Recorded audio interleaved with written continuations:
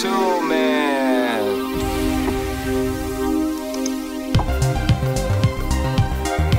ladies and gentlemen, you're watching GEEKCASTER, everything sci-fi, fantasy, pop culture commentary. I'm Michael, and today we've got in the studio. Yo, this is Dayveonne Bussey up in here.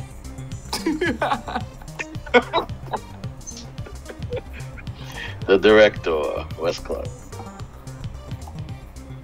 Adaina, Velez. Carissa, Pignatelli. Yes, you're watching GEEKCASTER, and we got a lot. We got a lot today. So, first I want to hit us up with some Game of Thrones, some technology stuff that's, I think, is throwing everything kind of off as far as arts and creativity, but we'll get. And of course, why not end the day with a little bit of yay? It's almost like yay is How like about nay? How about nay? How about nay? Exactly. It's like a cup of coffee. Wait. Are you talking about me or are you talking about the other yay? Oh, I didn't even know you were also a yay. I thought you were I'm a day. You're a day. I'm a day. Yeah. Correct. So silly. Okay, cool. So let's go with the Game of Thrones, because we've been holding back on this because Miss Thing over there said that she wanted to wait to do the show about it. Now, mind you, I just watched it. Now, the prequel, which is House of Dragon. I refuse to learn anybody's name because everybody's name sounded the same, but I enjoyed it. So, what is your take? Don't feel bad. I okay. Don't have all the names other than Alicent and. Yeah. I have cheat notes of the actors. But first of all, who watched House of Dragon, and did you guys enjoy it? Oh no. I'm saying no. What? I didn't watch it. I didn't watch it. No. Why? Because, well, full disclosure, I am not a fan of Game of Thrones. Never have been. Whoa. Yeah. Wow. So I figure, since you guys can have your commentary on Game of Thrones, however, I will just say, I'll take my little moment to say that I've never liked the show. I mean, I've never got into it. It's not that it wasn't, I'm sure it was a good show, but those type of shows I've never really been into, ever. Now, what is it? Is it the fantasy part of it? Yeah, like the whole whatever, Middle Earth, medieval stuff. Like, I don't really like that stuff. I never really did. I didn't like Lord of the Rings. I fell asleep on it 3 times. I tried to watch Lord of the Rings. I fell asleep on it 3 times. I was just like, and I don't fall asleep. You know me, Seb. I don't fall asleep on movies. To your defense, Lord of the Rings is very draggy and very long. Well, I fell asleep before it, like in the beginning. Now you're talking about the new series on Amazon? No, I'm just saying any the of them. I wouldn't even bother with that. So that's why. So Game of Thrones, you know, the wifey watches it, she loves it, but I'm like, that's you. You have that, because I don't really. Gotcha. I don't really rock with it. So I'm going to just listen to your commentary, but I just want to let you know, gotcha. I don't really watch those type of movies or shows. They don't interest me. And Carissa, you had a reaction. Yeah, so here's my thing with Game of Thrones. Like, I remember reading some of the books and stuff like that. Here's my thing. I tried to watch the show when it first came out, and you're going to think I'm a wimp, but that's okay. So, first episode. I kind of cringed a little, but I knew it was coming that, you know, what's her name? Cersei was banging her brother, and the little kid walked in, pushed the kid right out the window. I was okay with that because I knew going into it was going to be that kind of show. It was going to rip your heart out. But I was a little sad when I was going through it. I was going through the death of my grandmother at the time. Oh. And then they killed a very innocent dog, and I don't know why, but that just made me lose. And I was like, I can't do this to myself. This is an emotional roller coaster. I can't do this. It was an emotional roller coaster. So, yeah. Yeah, I was like, you know what? No. Everybody else can put themselves through this kind of trauma. I'm good. Wow. Exactly. So did you read all of them? I didn't read all of them. I remember reading, I think there were, 5 or 6? I remember only reading 2, though. But I remember enjoying it. The writing was really well done. Mm-hmm. But I know quite a few things they got wrong in the show. Like, Daenerys' character, I think she starts out in the show, 14. And she marries, Drago and stuff like that. Mm-hmm. So there's quite a few things that are off about it. But I get why they probably want to water it down for TV and stuff like that. So, that's what it is.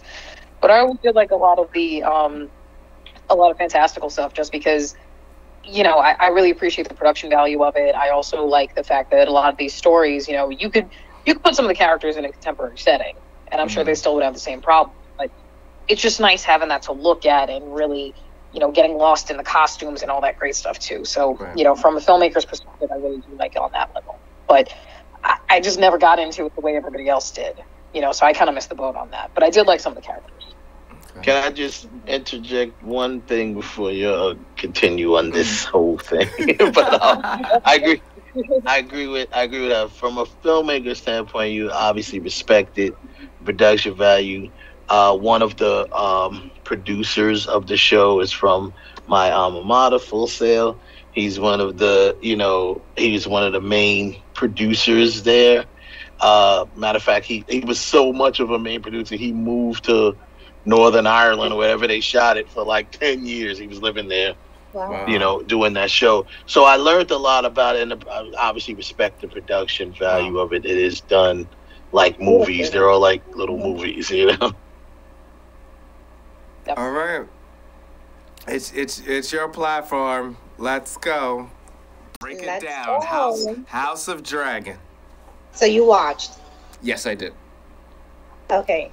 So did you watch Game of Thrones before that? Mm-hmm. Okay. So what were your thoughts? My thought, in regards to... So far, this is better, in my opinion. Okay. How so? But also, it's unfair because when I first peeked at Game of Thrones, I walked into the rape scene, and I was like, what is this? Okay, you know what? I'm good. What is everybody saying? Oh my goodness, you gotta watch this. I really don't want to. But then I said, Seth, let me go to the beginning. Why, Seth? What? Not to cut you off, but why is that? Because you know what, you should know to expect that from these shows. I guess so. It is what it is. People seem to, and in this day and age, in this generation, they're real sensitive about that type of stuff. Mm-hmm. But they seem to let this go because it's within this world, I guess, and they're like, okay with it. Right. So it's weird. But I mean, if you put on a movie from the 80s, you put on a movie from the 80s with a rape scene in it, they're like ready to ban it and cancel you. Right. Don't show them I spit on your grave. It's over. That is true. I remember when that episode came out, though, and I remember someone mentioning to me who was a fan of it, who started saying how they were, quote, never going to do that again, that they had gone too far. I mean, I know the whole premise of the scene was that it was I forget the names of the characters right now, but one of the characters who's known for being a massive asshole marries this one girl, and then her lifelong family friend comes out, and he says, you're going to stand here while I basically de-virginize her. Right. So, yeah, I understand it was more about power than it was sex, but I mean, they did a bit too good of a job, because I did see the clip and I was like, oh God, I mean, this is making me uncomfortable. But yeah, I know good art is not supposed to always make you feel good, but oh man, no, they really, oof. I knew to expect heartbreak, but I feel like they pushed it on that one. Yeah. They really did. So what did it for me is I went back to the beginning, and I said I knew it was going to be a rough ride, and that kind of smoothed it out. I think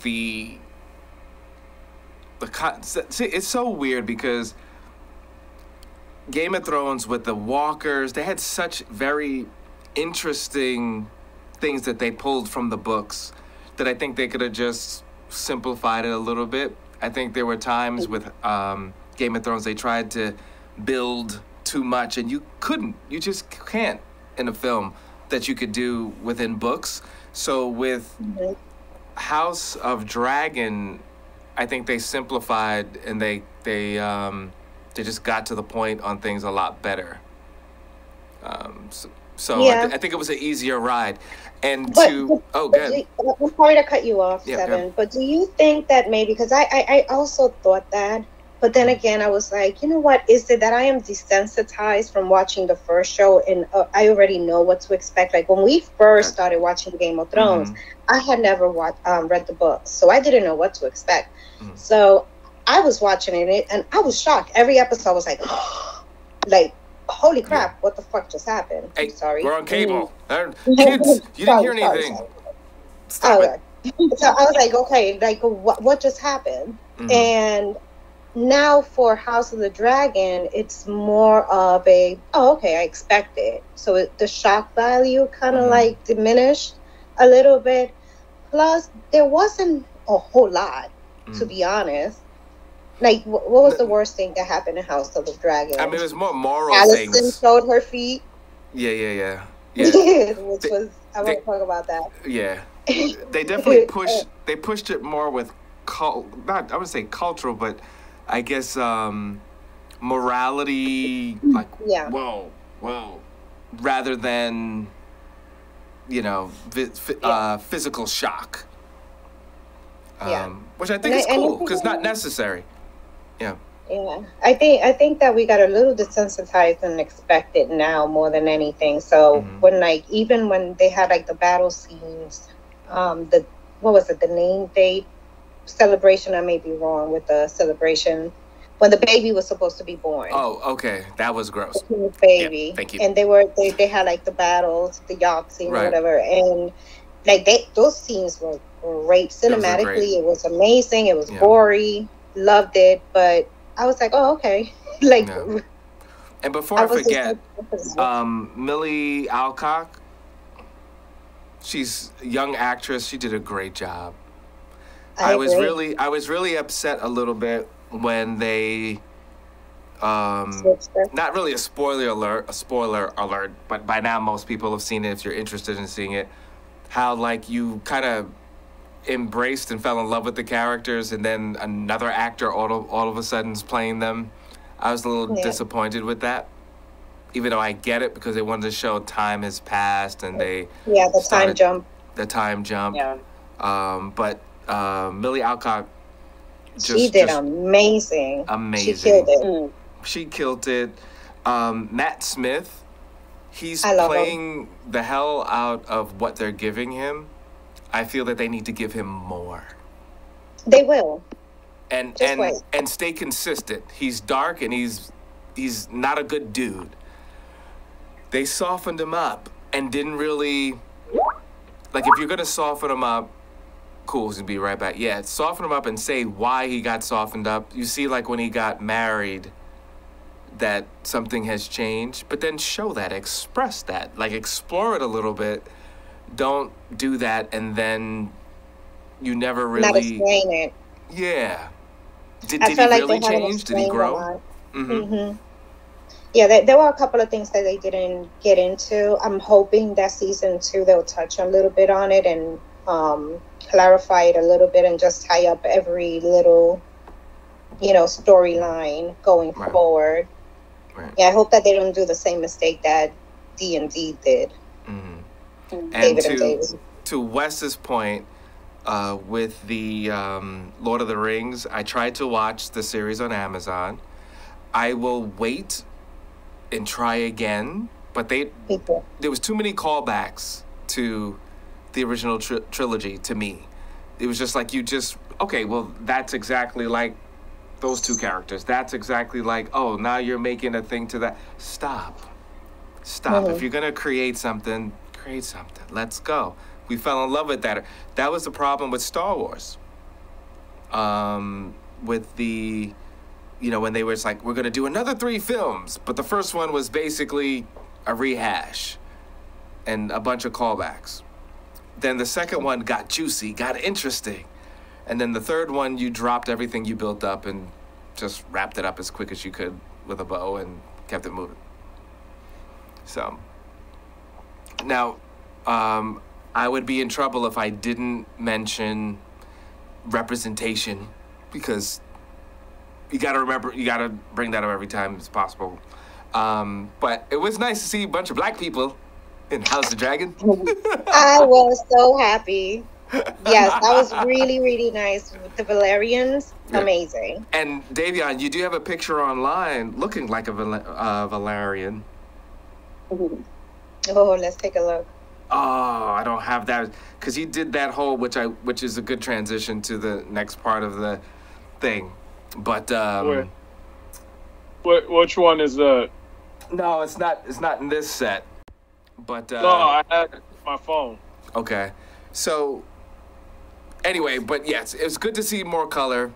We could definitely talk about that in another conversation. But they still had to kill people off randomly and do some weird stuff. We can't see it. Can't see it. It's too white. Maybe send me the picture like a normal person though, like a normal text. Not can you guys share the screen? It'll be better because. Oh yeah. Yeah, share the screen. Yes, Michael.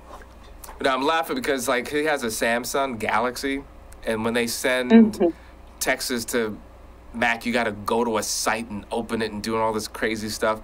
You know what Mac does? You know what Apple does? When you send a picture, it just goes where you send it, and they can just open it. Wait. So you got to blame Apple. You don't blame Androids. Oh my god. But you don't have that problem. Yeah. So actually, it's interesting. There are no Asians in House of Dragon. I don't think there was any Asians in Game of Thrones. Just saying. I mean, I'm just saying. Yeah, that's what people were saying. There were a couple of people saying that there was no diversity in Game of Thrones, and I think that's why they brought in the Valerians and they made them black. Yeah, that was nice. Yeah, that was really nice. Oh, by the way, Phoebe Campbell, amazing job. There's some other people in here that just, first of all the kids, they're not going to get the fanfare, but all of the kids, black, brown, white, they just all did an amazing job. And they're probably not going to get the props, but hey, here in GEEKCASTER, we see you. You did great. You guys have a great future ahead of you. Yeah, they were just amazing. Because you know how sometimes you watch stuff and the kids kind of take you out of the production? They're there just to kind of tell the story, but then it's like, No, they brought it. So anyway, the transition is so now everybody online, not everybody, but a lot of people online are using the, what is the app called again, Dayveonne? Lensa? Yeah. So everyone's doing this app thing, and, the Lensa Did you see my story? Say it again? Did you see my story today? I was I marked myself safe from that app. Oh, really? Why'd you say that? Because everybody's doing it, everyone. And I just wasn't going to pay for it. It wasn't that. Well, if we only had... I like it. It is dope. It is pretty dope. Now, see, this is the thing, Dayveonne. By you using this app, you just took away someone's bread and butter. Because before, you would have to actually hire someone to do that. And stop playing. It's not just you. Stop playing. Hey man, that's how. But stop playing. That's how it is now, man. It's but there's apps that I have several apps. Don't use them. Haven't even used it. I use one of them, but there's one called Power Director, where you basically it's like an editing app. You can edit video in it, and there's several one of them because I've been kind of once the pandemic had happened, I kind of shifted a little bit to post-production a little more, and so editing wise, I'm seeing these cats, and I say these kids, which whatever, there's older people using them too, but they're just using these apps, and they're okay, I can edit this video for you. I'm like, you're using an app. I'm like, I mean, they're pretty powerful apps, but it's weird. But anyway, yeah, that's the way it is, man. Well, how that's you bigger. guys... Graphic designers and photographers, they can hang it up. Yeah.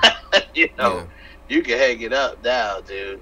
Everyone is using their own phones to do the photography, and these apps make you look beautiful. They do stuff that might take me, 20 minutes on Photoshop to clean up, 30 minutes even, depending on what I'm cleaning up. They do it in seconds. I'm gonna go into the feeds. Let's see. Yes, I cannot be in a feed more than I love it. 5 strokes and not seeing someone using, and it looks interesting. It looks great, but now I would say it this way: there's a lot of people that you like in West. You know this. You have the higher tier clients, and then you have the lower tier clients, right? A lower tier client is basically someone that they're not going to give you $5,000 for anything that you do. But you might, negotiate something there. But now that lower tier client, it's not coming to you. They're gone. Yeah, they're gone. You really have to. That's why you really have to kind of start, depending on what you do, you got to start shifting your focus to other skill sets.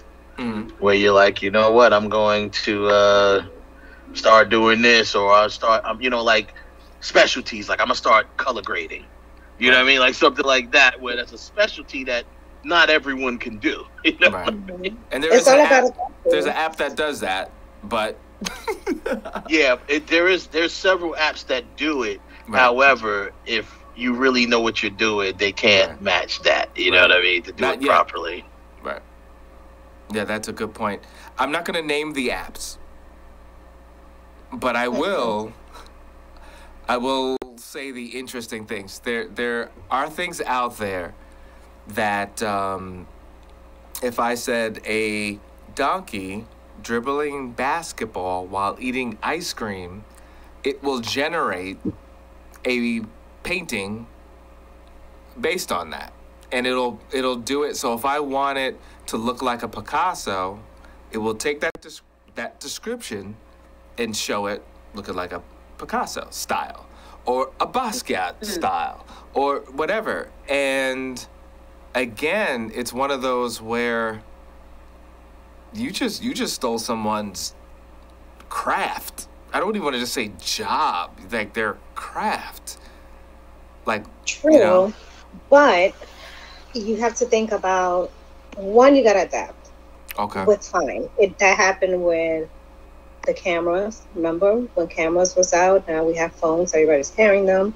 It happened with VHS. But hold on. Wait, and then it went to, go back to cameras. So those people that like were drawing or painting people, cameras came out. Yeah. It didn't replace it because at the end of the day, the skill that it took, in fact, they could charge a lot more for a portrait because it was such a rare thing. But now... Well, no. Yes and no. It's all about adaptation, right? Because before, if you wanted a picture of your family, you had to sit there for 8 hours and you had to let somebody draw it, right? Right. And then the cameras came up. Everybody wanted pictures. It's quicker. It's more efficient. Right? Right. The only, I guess drawing shifted, and it went into this just specialized little corner where, okay, if you want a portrait done, then you go ahead and you're gonna. But it was such a small market, and then it shifted focus, and and it went into like cartoon and comic books and all of that. Right. So it's all about shifting, just like, what was it, H-tracks and CDs and tapes and all of that. It's all about growth. Do you think that you view it as just a shift because you don't do that for a living? So it doesn't hit you as... Well, I wouldn't Yes and no. I mean, I did model for like how many years, so I was kind of like in the industry, so I know it very well, and I know all about editing, and I've done Photoshop and all that other good stuff. But nowadays, you have to think about it. Like, everybody's just looking to get stuff done very quickly, and they want instant gratification. Right. So they're going to turn into an app that, oh, I'm going to take a selfie, and it's going to look like a photographer took this picture, and I'm going to get it done in 2 seconds. So they're going to shift to that. So what would I say to my photographers and everything is, adapt. You see that people are shifting into apps, make your own app. So and try to be a little bit more different than what the apps are offering, and you will get clientele, and that's how you survive in this game. So Wes, I'm gonna hit you with one. You probably already know this, but there's a music version of the same thing that says, "Hey, write a song, make it sound like Taylor Swift, and it'll do it." What? Yeah. Yeah. So I know about that. So almost every aspect of the arts is being attacked by technology. Whether you write songs, you paint, and there's another one. There's another one that does something like that too. But it's all making... graphic design is another faction of it. There's an app that my brother uses, because my brother's not tech savvy at all as far as like graphic design, you know, like stuff like that. And the app takes like, I mean, you could cut people out of photos, you could erase backgrounds, you could do all the stuff that, you know, had to be, you usually had to have a certain skill set and I mean, I ain't hating on it, because it makes life easier. That's what people, we're living in a world of convenience. I mean, for crying out loud, I shop on Amazon. I get my food delivered to my door.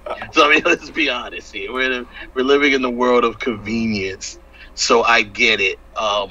Just like I said, I kind of agree with what she said about, you know, try to think of an app, try to create an app, try to personalize your own thing. Even if, because what happens is, if you're a photographer that someone's worked with before and you do good work, but you do see your client base dropping due to the technology. If you're able to create your own app, you may pick the client base right back up, because they already know that you're good.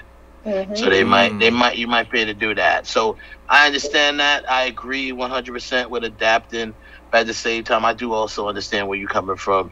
Seb, you know, it's definitely. But every time we evolve, we attack art.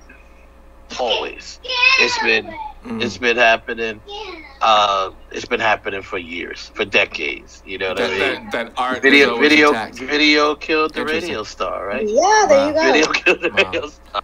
So that's what I was quick, trying to we're gonna cut right here, and we're just gonna keep going, keep it fresh. If you're watching us on cable, wait for the next week. If you're watching on YouTube or IG, you just gotta click. Look for part 2. It's not that complicated. You're watching GeekCaster.